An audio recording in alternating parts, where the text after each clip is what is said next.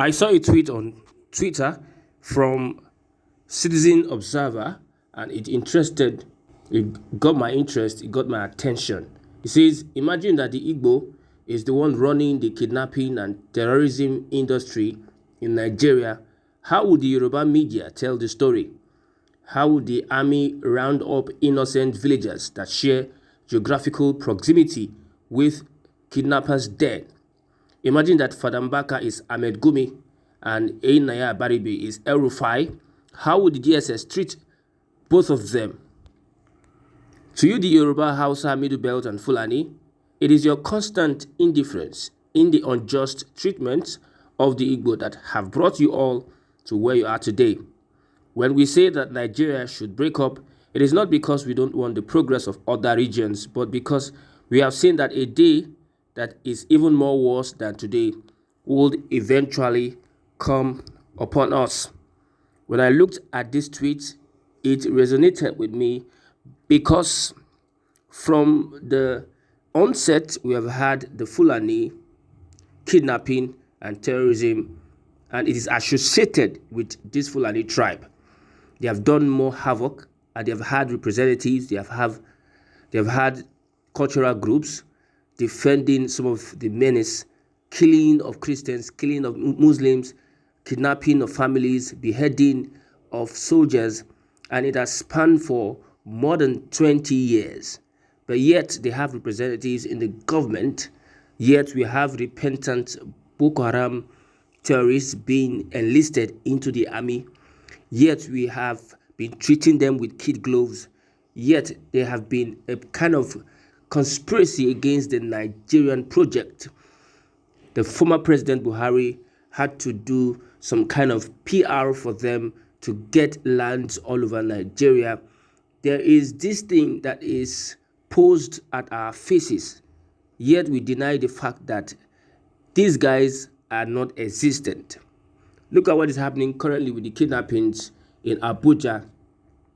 3 different families have been kidnapped, and a total of almost 200 billion naira have been asked for ransom.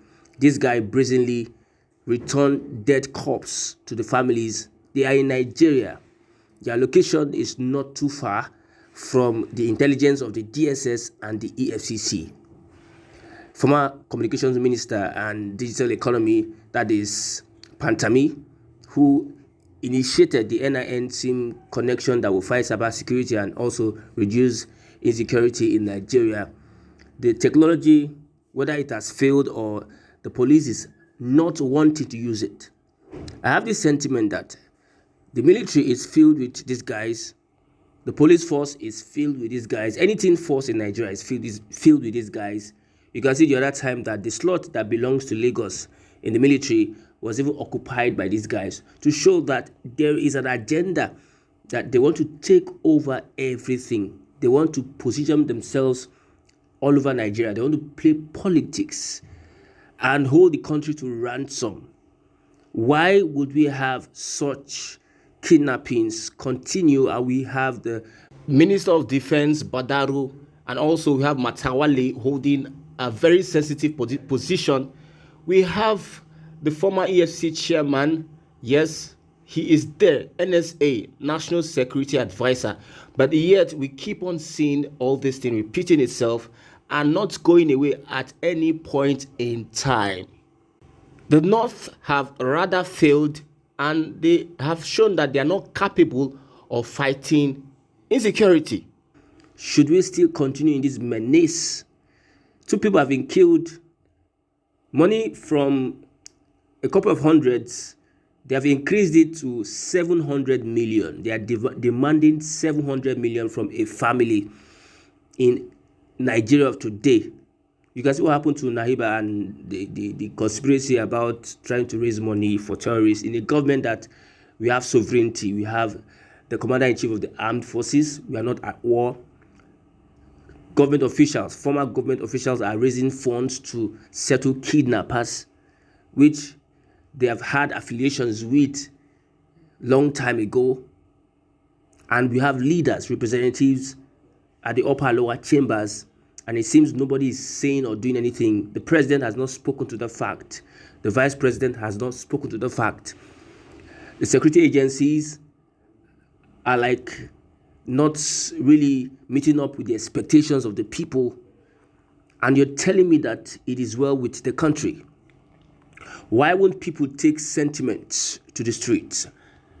Now, this man made a valid point. If it is the Igbo that is running the kidnapping and terrorism industry, you will see the swift reaction of, he said, Yoruba media, how they would tell the story.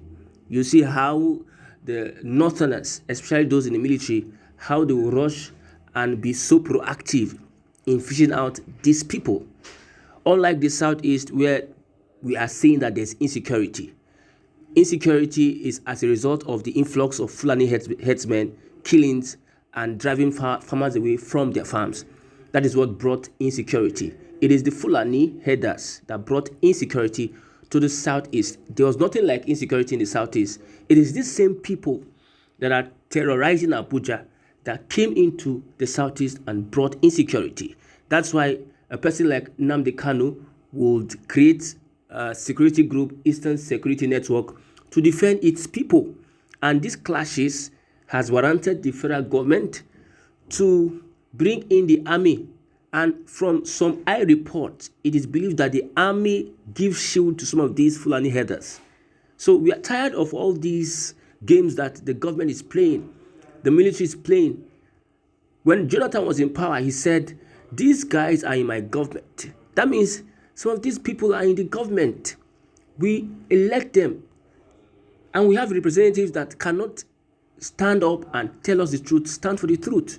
Nigerians are suffering. Nigerians are helpless when we have budgets in billions of naira for the police, for the military, for NSCDC, paramilitary, whatever you can call it. We have budgets for them. And at the end of the day, they are not delivering. Where are this money going to? When will Nigerians rise up against this menace? I'm even very angry now because we know the problem, but some people are focused on having to gain political ground, having to feed on the nation's revenue and resources, having to consolidate funds to themselves, his cronies and their allies. They are not very concerned about the security of the people. Now, when there's voter apathy, some people will just come up. Some paid agents will come up and start carrying some kind of propaganda up and down in the media. Now it is happening that people are dying and some people are playing lip service. Some people are just pretending as if they don't know what is happening. Some people are just doing as if it's not their responsibility.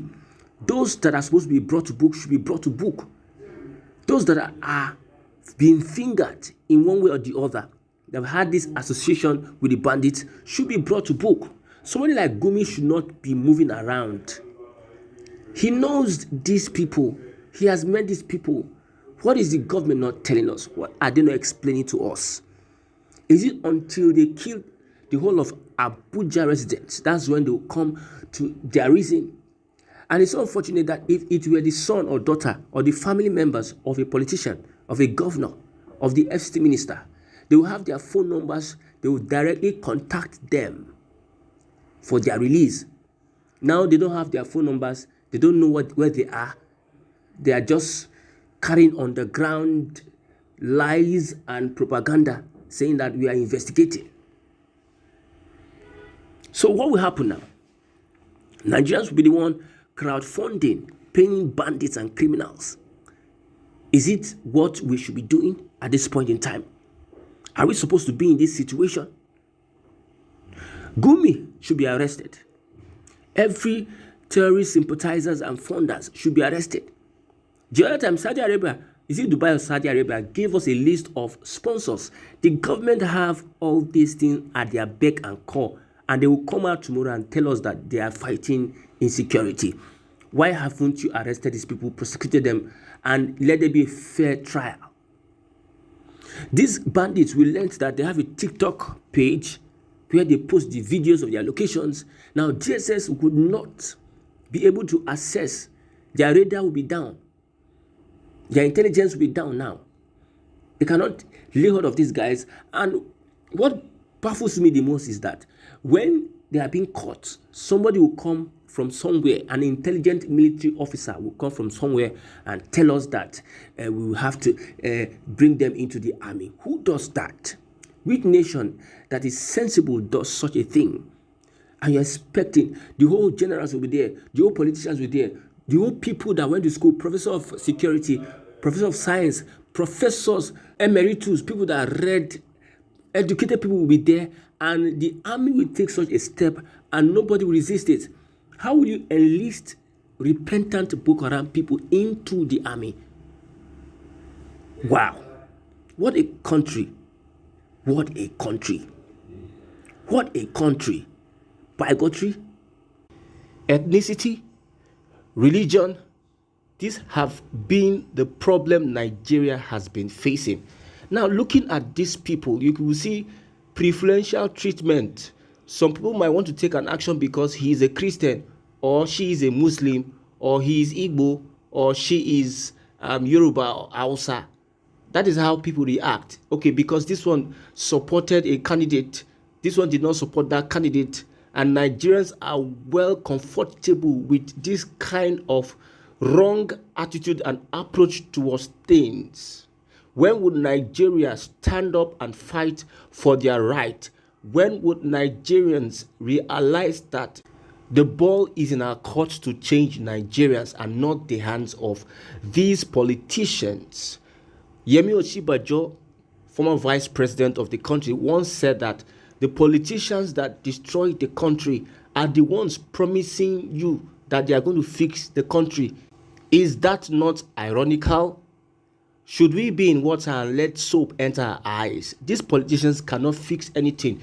There needs to be a revolution to shake these people up because they are carried away by their personal interests. The interest of the people is not their priority. Their priority is to have access to the state funds, to the key of the nation's treasury, and loot and prepare a future for the upper class, their aides, their allies, their political opponents, and whatsoever. This is a class society. It is between the rich and the poor. An Igbo man, a rich Igbo man, would align with a rich Yoruba man against a poor Yoruba man. A rich politician who is Igbo would align with a rich politician who is Yoruba against a poor Igbo man. So don't be deceived that these people are using all sorts to divide or so as to gain their way. They are forever united. The political class are forever united. Just take a look at the Dangote inauguration. P2B and all other politicians, rival politicians from the north, west, and south, they were there to, yes, commission that plant, that refinery. Even though Buhari was APC, others were Labour Party and others were PDP and different parties because they had interest. They come together when it has to do with something that will benefit them. But when it has to do with the people, they find a way to divide the people and share their loot. So Nigerians, wake up. This issue of kidnapping should be put to an end. Let's stop the hate, bigotry, ethnicity, and religiosity. It is going to further put us at a disadvantaged position. No matter what, it is only the poor that will suffer. Remember their slogan, let the poor breathe. Let the poor breathe. They are not looking at whether you are Emilokon, obedient to, or say babao. It is the poor that will always suffer and suffer. Wake up, Nigeria.